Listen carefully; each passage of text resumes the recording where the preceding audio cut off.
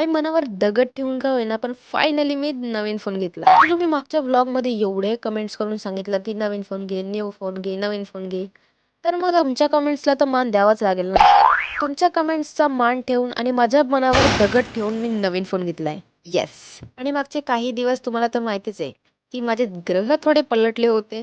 But आत्ता कुठे माझी गाडी रुळावर आली आहे असं मला वाटतं. कारण की हे बघा, फोन नसल्यामुळे ना लाईफ ठीक चालत होती, ना काहीच ठीक चालत होतं. आता ते ग्रह फिरल्यामुळे झालं होतं, की फोन नसल्यामुळे झालं होतं हे देवालाच माहिती. बट खैर, आता नवीन फोन आलाय त्याच्यामुळे काहीच टेन्शन घ्यायची गरज नाहीये.